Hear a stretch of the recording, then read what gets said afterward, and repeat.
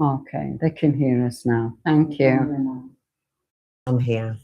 There's many who don't survive it. That's right. So yeah, gotta give thanks. Definitely got to give thanks, you know, and like yourself, I'm a survivor of domestic violence. I'm just glad to be here and to be able to share our stories, because I believe even if it's just one person we can help, then it's been worth it all. Do you get me? Yeah. So yeah. And I wish that there was more out there when I was younger. Yeah. Because I couldn't go to my mum and dad. I didn't want to go to my parents, because knowing how my dad was, dad would have, I don't want my dad to go. I don't want to bring my dad into my business and him get into trouble. And do you know what I mean? Yeah. And I think as in the black community, we very much want to sort of keep things to ourselves. Definitely, because we're not taught to share or talk about it. It's very, especially something as domestic violence, and not even that. You yourself don't want to share anything because you feel ashamed. Yeah. You know, or guilty. How can this be happening to me? You know, I wouldn't at the time have shared or tell anybody, even my closest of friends who were around me at the time, you know. So yeah, yeah, it was a lot. I mean, I went for a lot. My biggest one was when I was pregnant with her. One story I did, because I didn't share it at the Y, but the one that I didn't share was the first time I was pregnant. I was like 4 months pregnant with her, with my daughter. She's 30 on the 19th of this month. So birthday soon. Yeah. So I was pregnant with her. We not long found out actually, and he just started an argument with me for no reason, and I was like, I just don't want to argue with you, because obviously it's different when before I had her. This is me and you, so I'm a fighter. I will fight you. Yeah. Do you know what I mean? So it was always the case that I would defend myself. I was never one that I'll just take it and that's it. I was always a fighter. My dad always taught us to box. I'm always going to be a bit of a tomboy, as you can tell, a bit of a tomboy. So I'm not usually in dresses and that. So you usually see me in dresses and stuff. Like I like my trainers and stuff. So when I found out I was pregnant, you become more of a protective, because it's like now you've got to protect this little thing that's inside of you, and you don't want anything to happen. That's right. And blah blah blah. So he just had this massive argument. He wanted to just argue with me, fight me, and argue with me all. And I was like, I don't want to argue with you. And I remember coming out of the living room, going into different rooms, and he just kept following me. And then I went into my bedroom. I remember going into the bedroom. He's jumped up onto the bed, and then he said something to me, and then he just went boom. And I just remember feeling my nose just go like that, and then the gush of blood coming from my nose and my face. And I just remember looking at him, and I just ran out the door. I ran out the front door, ran down to my neighbour's house, went to her home, knocked on her door. She's let me in, and I'm just standing there crying my eyes out. And then he came down, and then he was banging on the door, saying that you got to let me into the building, let me in. And I was like saying, just you can't let him in, you can't let him in. Yeah. He started to threaten her and tell her that if you don't let me in, I'm going to kick the door down. And he'd already sort of damaged my door on previous occasions. I mean, we talk about the fire doors, really, really hard doors that you can't usually do that with. And then he kept banging on the door, and then he made her. She ended up saying to me, I can't. Yeah. You're gonna have to go, Shans. And then let me out. I had to go, and then he took me with him to somebody's house. He wanted me to take me to his house, and I said I'm not going to go there, because a week before I had a dream because he used to have samurai swords in his house, and I had a dream of him holding the sword and the sword coming down, and I woke up just before the sword came down on me, and I just thought something, because in my family we're not, that could be a message to be saying, let's no. So I just remember crying my eyes out, going, I don't want, I can't go, I'm not going there. And then he took me to a mutual friend of ours house. And I just remember that afternoon when we got there, he just remember looking at me. I hadn't seen my face, and I remember him saying, because that's an improvement, that is, on your face. And my friend said, well, because you can't say things like that. That's a horrible thing to say. So then I just remember saying, can I use the toilet? And I went to the bathroom, and I looked in the mirror and I couldn't even recognise myself. It's like my nose, the whole of my face was in line with the tip of my nose. So the whole thing was just flat. There was no indents, if you could see my lips or it was 2 black eyes, and the whole thing was just flat. Yeah. It was immense. But yeah, that was one of the harder times. And he had me sort of like kidnapped me for about 3-4 days and held me there for about 3-4 days. Wow, give God thanks. Yeah, I do. At one point he wanted to take me to my parents, but I was like, if my parents had seen me in that state, I don't even know what would have happened. I don't. And I wouldn't want to, but that's it. Do you know what I mean? And I didn't want to bring my family into something like that. But yeah, that was one of, it's not a story that I've ever told, actually, really. I've spoke to my friends about it, but to be able to share. Yeah. Thank you for sharing that. Really, really do. What do you think? What do you hope people could take away from hearing your lived experience?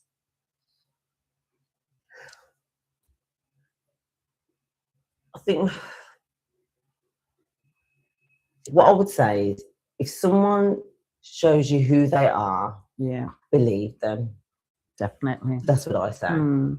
I think that's what I would say. Take from from my experience. If someone shows you who they are, believe them. They're not lying from the beginning. They're not lying. That's right. Do you know what I mean? Regardless of what anyone wants to say, someone's actions will always show you who they are, regardless of what they will say to you. Definitely. You have to see what people do. Follow the action, not what they say. And that's in relationships, in everything, in every form, I would say. Yeah, definitely.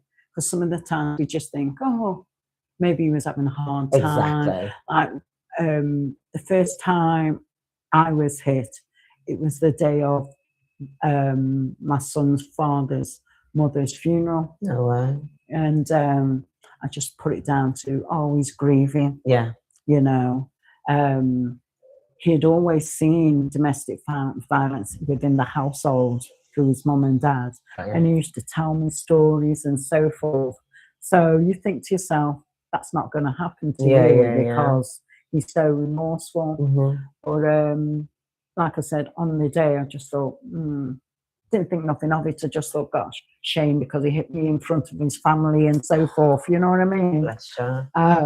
But then afterwards, it continued. Because once we put a boundary, once you let them get away with one. That's right. That's you lowering the bar. And that's why I say to girls that to like my daughter's friends and things like that, I say to them, once you turn around and you let them get away with the one thing, that's right. That's you lowering the bar. That's not you turning around and saying, "Well, you're not hiring anything." No. You're lowering it, so that means like you're giving them a chance to go back and do it again because they're seeing it as well. She let me get away with it. Yeah. Basically. Definitely.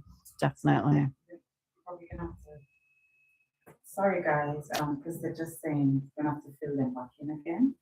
So we're gonna have to talk about the why event and how it started. Okay. Because all of that part. Okay. All right. We'll come back to that.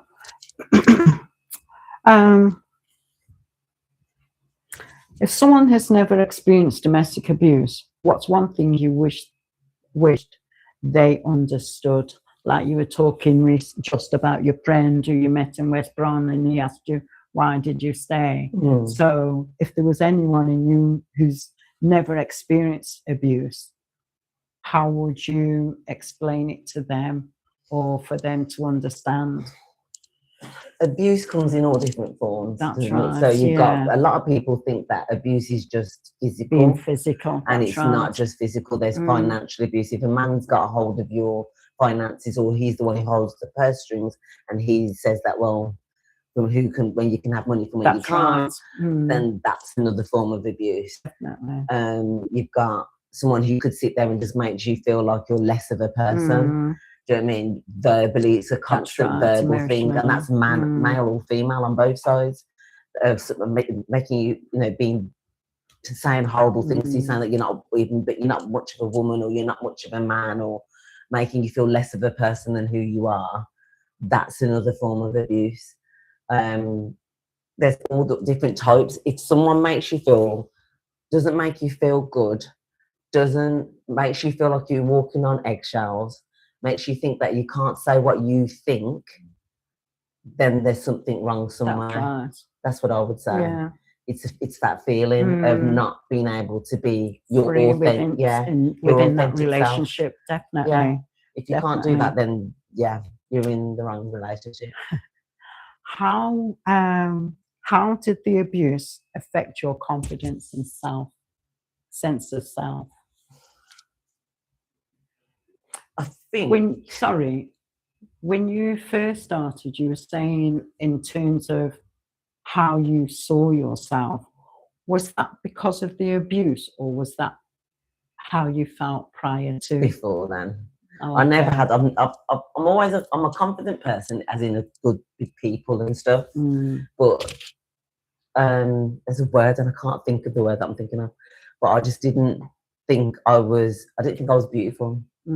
I didn't think I was worthy. I didn't think I lacked that self-confidence in that sense. I just didn't think I was worthy of anything being nice, or me having anything nice, or being with someone who Okay. Yeah. Sorry. No. Some people have said that they weren't sure of how the Y event came about. Do you want to talk a bit about that? Yeah, so the Y event came about, I'll put it in short. Yeah. I met someone in I've met an old friend in West Brom, a guy friend. He turned around and we sort of started talking about domestic abuse, and for some unknown reason. And then he just and I turned around and sort of admitted the fact that I'd been through domestic abuse. And he was like, well, because he couldn't understand, well, why did people say? And I sort of admitted to him that I'd been through it. So then I answered the question. Can't answer the question. He gave me a thought of, well, why did I? And then I also was on a course with the Breaking the Silence, which he was also on. Yeah. Which is a domestic abuse sort of charity who help women. That's right. To sort of have a better understanding of their past history. Yeah. And sort of get confidence. Yeah, and build your confidence. Yeah. Which it wasn't a great course. I can't knock it. It was a great course. I think the aftercare could have been better. Yeah. But it was a great course. But it made me realise that me coming from a theatre and film background, that maybe I can answer the question of why through different art forms. And so that's why we made the Y event, through using the art forms of drama, dance, spoken word and singing, because everyone receives things in different ways, whether it be through music, whether it be through drama.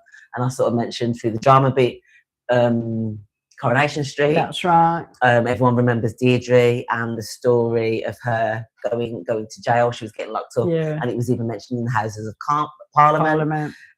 So people remember things, and I wanted to create something that had a feeling and makes you walk away with the feeling. And through those different art forms, you get feelings, don't you? With some, that's right. It affects you and you remember it. So that's what the Y event's about, leaving you with a feeling and hopefully empowering people to want to make changes, help those and have a better understanding of those who have gone through domestic abuse or are going through domestic abuse, so that you can understand them a bit more. Yeah. Because unless you've gone through it, you don't understand it.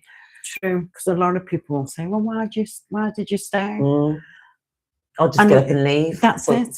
And that's easier said than done. Exactly. You know, and you have to plan your I say escape. It is. You know, for myself, I ended up having to leave my son. Bless you.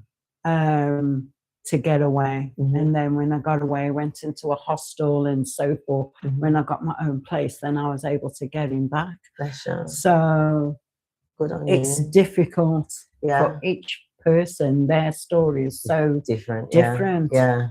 In terms of getting away. Yeah. I was kind of lucky. I had a very not so good but good friend. Let's say. Yeah. And I kind of just seen that it was happening, and I kind of just let it happen because I thought if I try to sort of hang on and I think he wouldn't have let me go. He would have just been around me and would have wanted to be just try and destroy my life. So I just thought, you know what? I saw something was going on. I kind of stepped back and let it kind of happen. Yeah. And she took him off my hands. Thank you. And I shook her hands a couple of years after that, trust me. Well, about 10 years later, I remember shaking her hand and bumped into her in town. And I said, I just want to say thank you. And she goes, what do you need? I was for taking him off my hands. You did me the greatest favour ever. So thanks. Because he went on and he did the same with her. Wow. Yeah, he did. It just got worse and worse as he's gone along with the rest of them.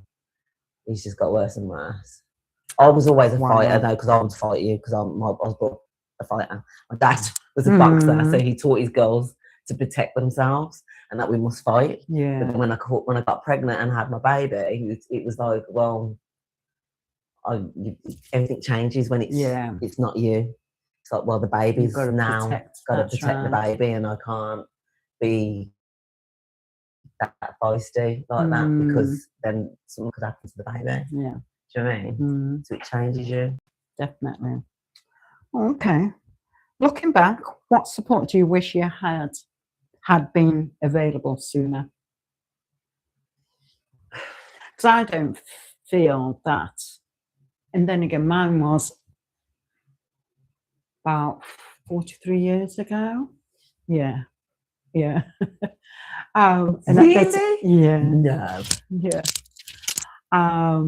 I was 17, 18, and those days there weren't really any support. No. Other than me going into that hostel. And I had friends. I had a brilliant friend. Every time I'd run to hers, he'd know where I was, because I just moved to Wolverhampton, didn't really have no friends per se. Because you're not from here, are you? No, from Stoke-on-Trent. The accent. I could hear the accent. I was like, I weren't sure where it was from now. I thought he was going to say Leeds, to be fair. A lot of people say Manchester. Yeah. I love it. Twang. Thank you. Nice accent, every time I run to my friends, he would know where to come and find me and bring me back. So this time I just thought, no, I'm going into this hostel. So I was in a hostel for a period of time. What was the moment for you? I tried to commit suicide twice. Oh, babe, I'm so sorry. Yeah, and the first time ended up in hospital, got my stomach pumped and so forth. Sure. The second time, I just laid there. And although I lay there with my son and praying, but at the same time wanting to die, and then the next morning I woke up and I'd taken more tablets the second time than the first time. And I woke up the second time, sun shining in, and I just thought, no, I need to leave, I need to go. And that was it then. Started planning. And good on you. Yeah, I remember leaving, going to college. He used to walk me to everywhere that I needed to go. So he'd take me to college. I'd only go up and come back home, pack my stuff and leave, So yeah, that was my turning point. What about my yourself? daughter was mine. Your daughter? Yeah, she woke me up. She really woke me up. I was like, no, think he tried to come for me when I had him in my hands and stuff at one point, and I was like, nah. And then the girl, it was like, do you know what, timing, God's grace, definitely. God's grace. But I just remember that moment. It's just a moment when you just, like I always say with women, when women are going through it, women or men, it's the case of when there's a moment in yourself that you just suddenly, like a penny just goes, I'm done. Yeah. Because I remember him saying something that after we'd broken up, and he thought that he still had that power over me. And I remember him like sort of trying to like scare me once, and I just looked at him and was like, nah, if you're gonna do it, then do it, man. Go on then, just do it then. If we're gonna do it, let's just do it, because I can't be bothered anymore. I'm over it. So do it then. And then he could see that there was no more fear in me. And then I remember him just running out the door. I was like, yeah, because you know. Tables too. Yeah, exactly. I'm like, what the? And I'm there like, well, scared of you all this time. Like, what the? But when you just, it's just a moment in you, isn't it? Just like, just something that just goes click. And I always, I know there's friends who go, can you speak to my friend? Can you da-da-da? I go, they have to come. They have to be at that place when they're ready in their mind. You can talk to them and say whatever you want to say. And I think it's good that they know that you're there. Yeah. And that you don't give up on them. That's right. Because I had friends who didn't give up on me. Debbie never gave up on me. She stood by me the whole way, bless her. Even when the times I've lied to her and I'd said, oh, come on, we're broken up and we're not together and I'm secretly back with him and stuff like that. Okay. But she stood by me. She's the mother of she's a godmother to my baby. Daughter. Yeah, and I'm godmother to her 2 boys. So we're how many years in? Since we were 17. Since she was 17, I was 18. Wow. So yeah, you've got they've got to get to their own point of deciding when they're ready to say that they're done. Oh. Message from one of our listeners, Yvonne. Thanks, Yvonne.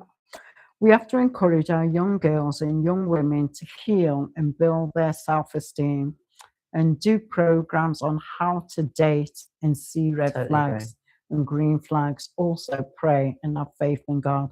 That is so true. So true. Bless. That's the reason why I want to get into the colleges and into the schools. In the schools, and change that mindset with the young people, because if we can give them an understanding of what it's like from lived experience, you're going to remember that later on when it comes to certain flags and things that we've done that we know are there that we couldn't tell them about, so that when they come along, because a lot of the times as people, when it comes to your kids, we can sit there and talk all day to our children say whatever you want to say to it. But when someone else turns around and says exactly what you said, they're going to listen to what that other person said. Do you know what I mean? Especially when they're at a certain age, because they feel that they know it all. Exactly. So when someone else says it, and this woman will go, well, that woman, blah, blah, blah, from school said, da, da, da, da, and you will remember all the things that you remember from school. Through your education, you remember it. So that's what we want to do. We want to go into colleges, we want to go into schools, we want to go into the educational system and sort of help them with healthy relationships. Definitely. And into the housing associations, because they're the ones who are dealing with a lot of women who are going through domestic abuse and housing there and not knowing how to deal with them. And into hostels as well, because as much as you go into a hostel to, for safety, but a lot of times after a period of time, the women will want to go back. They feel everything's safe and everything's okay and want to go back. So it's also educating once they're in that system, and hostel or so forth to educate. Yeah, because I think a lot of the things when it comes, mums are thinking, I don't want to. They're trying not to just disrupt the child, or the kids. They don't want to disrupt them.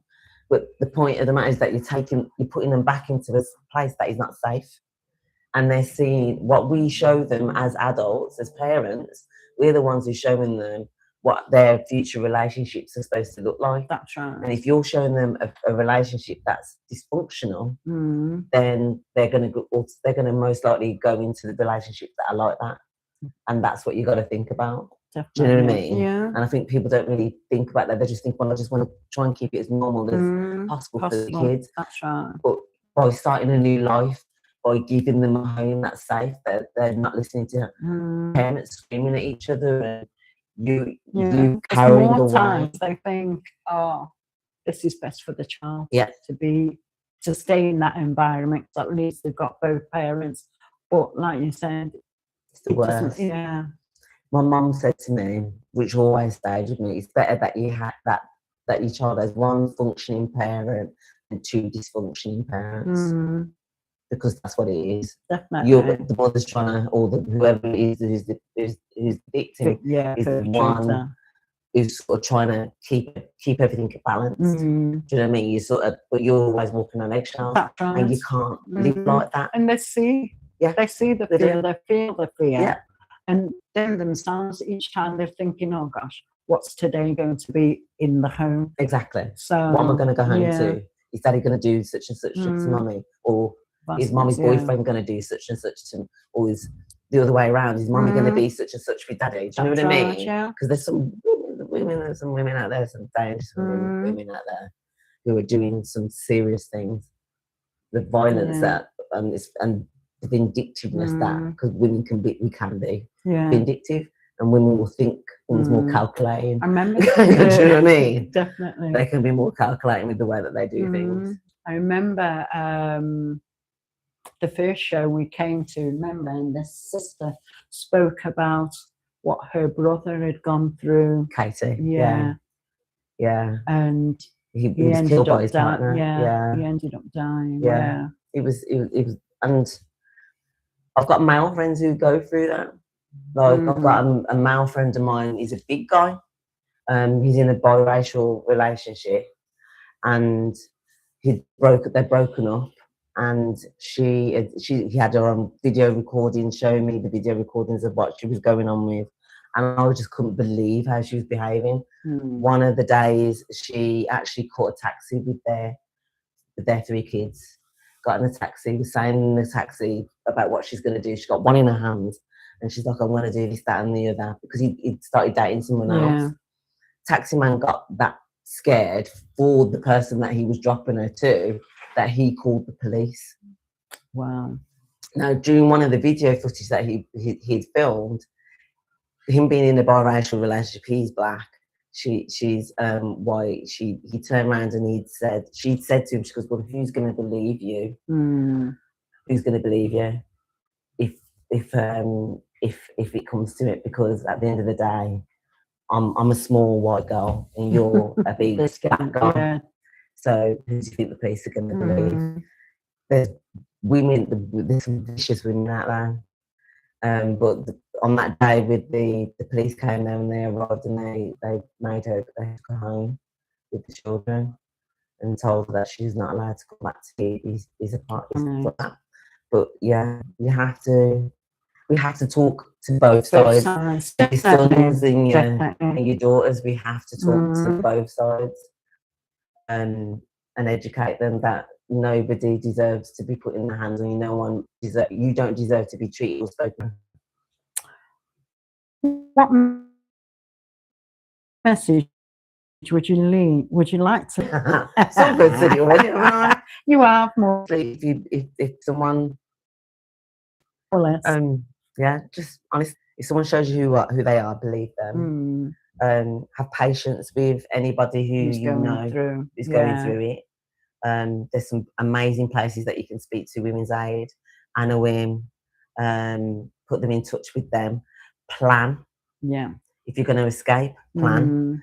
If you know, as long as it's not putting yourself in any danger. No, yeah. But if there's someone you can talk to and you can give your passports, your birth certificate, things that you've got like ID and stuff like that. If there's like clothes that you can possibly leave with people, that you can start packing away things with them, then do that. And also a password.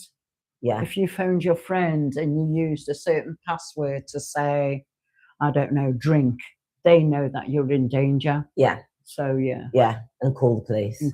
Yeah. Do things like that. I think it's key. And try, if you can, stack money, but but get out. Don't stay. It's not going to get any better. He's going to continue on. You can't love him out of it or love them out of it. Don't stay for the children because you're making it worse for the kids. As much as we want to keep a family unit, that's right. It's not. Sometimes it's not the best thing to do for them because the example that you're setting for them is not not the best example. And love yourself. Love yourself. Remember that you are worth. You are someone. You're somebody. Do you know what I mean? You are somebody. You're somebody's child, and you're somebody, and you deserve to be treated like king. We deserve to be treated like kings and queens. Queens, definitely. That's what we deserve to be treated like, and I think that's it, really. Yeah. What emotions do you hope people leave with after experiencing the Y event? Empowerment. Yeah. Understanding, and that you've come from that. We're a family. The Y event is a family, and anyone who comes along, you're part of that family. Yeah. Those who understand it, who've been through it, get it and understand it. And even those who've never been through it, after you've come along and you've seen the event, I think you fully have a better understanding. Yeah. About why people are in that situation and have a bit more understanding and empathy for those people who are in it. So hopefully that helps them go on in their work when they have to have a bit more patience with those people that they deal with. It'd be great if we could get in with the police because I think the police could really deal with it, especially when dealing with BAME community. No, I'm not saying BAME, but like black communities, anybody from ethnic minorities. I think that they need to have a better understanding. Because when I was saying, I've got bruises on my neck, I can see that there's bruises on my neck. But the policeman's telling me he can't see nothing on my neck. I'm like, the mark's there. Do you know what I mean? Yeah. You can clearly see it was there, and he just like, well, I can't say anything, and I'm like, it's just ignorance, and obviously, sort of back then, even it is now institutional racism at the time. Yeah. So I think there needs to be a better understanding, and they need to have training. They may have there's training when it comes to racism, but I think they need to have training when it comes to dealing with domestic abuse violence, and people from our communities. They need to have a better understanding of that and how to deal with people. Yeah. Do you know what I mean? Speak to people a bit better and don't be dismissive. Brilliant. But they do an amazing job at the same time. Not going to knock the police. Okay. If someone listening recognises themselves in your story tonight, what would you want them to hear first?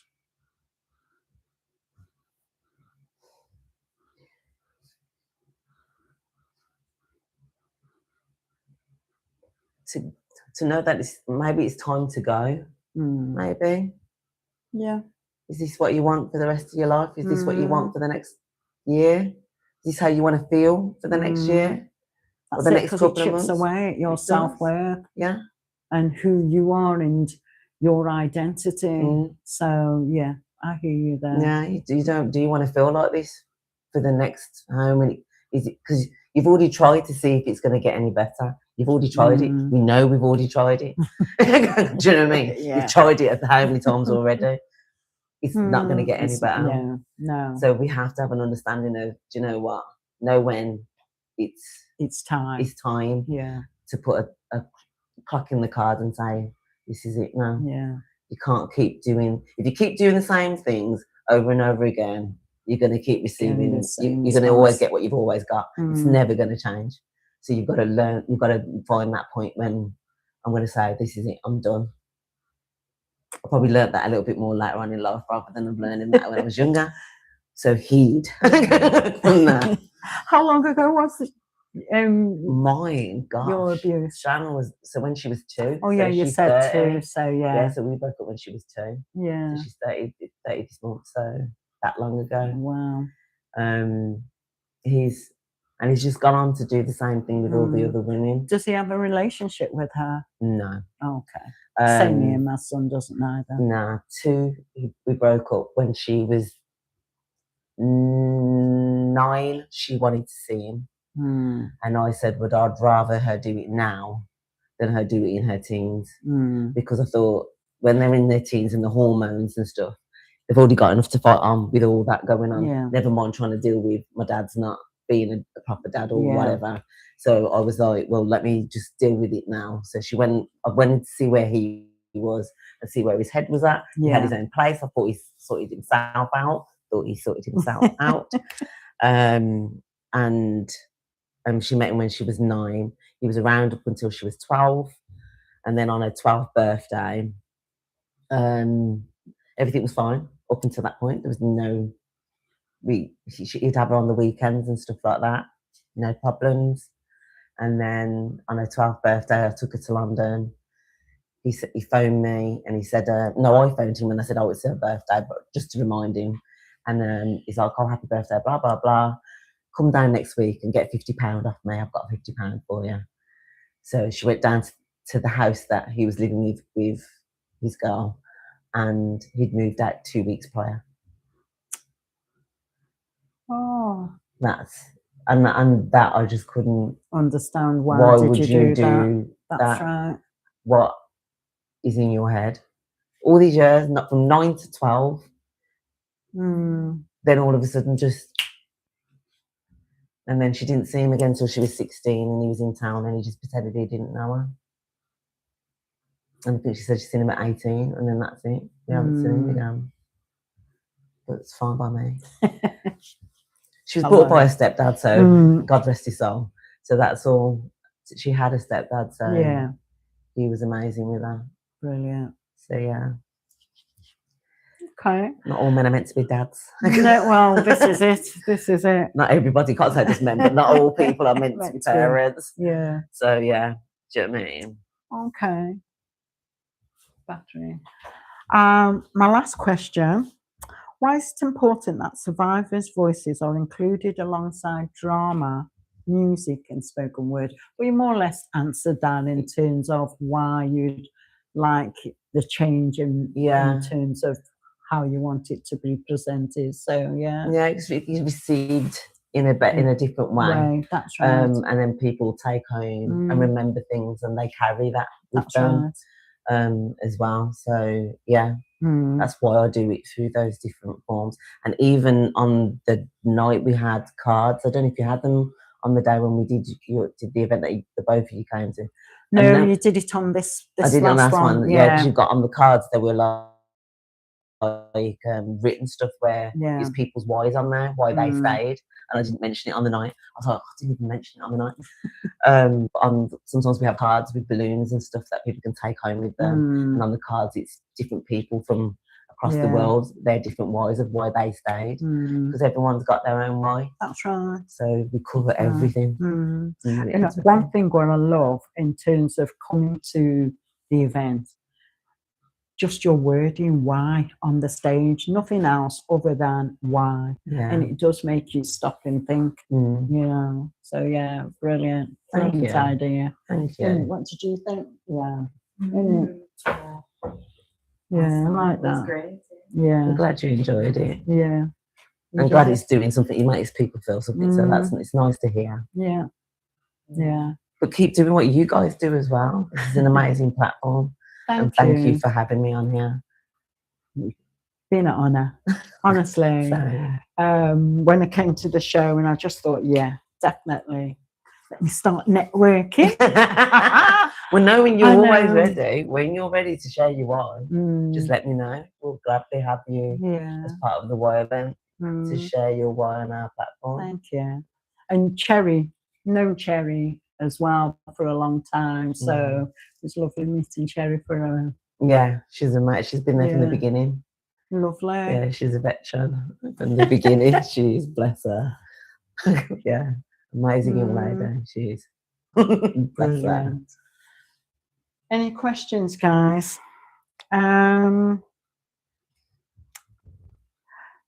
Message from Yvonne. Thanks to your guest for sharing your story. Also, please let us have details of the Y event. Will do, definitely. Marcia Bennett. Thank you, Marcia. Thank you for bravely sharing your life events. You have been through so much, both you and your daughter. May God continue to lift you up as you lift up others. Thank you. Lovely. Any other? That's it. Thank you, guys. Just some notices and events. Big shout out for birthdays for this month. Happy birthday to your daughter when it comes. My cousin Marcia celebrating her 60th. My sister, I've got friends in the USA. Tracy Francis, Brenda Prince, happy birthday. My daughter-in-law, Natasha Samuels, happy birthday. Happy birthday to Rudy Hall, Sharon Price. Yvonne, who's been leaving messages, she does a weekly gospel aerobics on a Tuesday.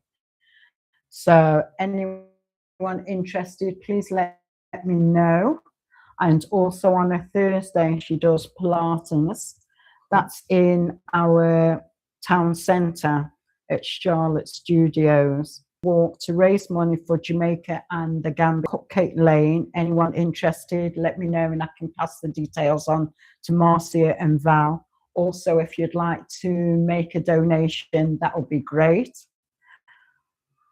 New Testament Church of God, Harvest Temple, Women's Discipleship Ministries are having a faith fellowship fitness walking together in faith on Saturday, and that's at East Park. And Churches for Positive Change presents a community barbecue and family sports, and that's a sports day till 6, and that's at the. That's it for the notices. If you or someone you love have a story to share, and honestly, so many courageous and inspiring stories, we're taking a short break during the renewed commitment to raising awareness, inspiring hope, reminding every 7th of October. Instagram, we are The Y Event, as in WHY. You can follow us on there, and hopefully we'll be doing some stuff in October as well. Okay, we should have lovely. an event coming up in October because it's all retailing to Black History. Brilliant. So, Thank you. Yeah.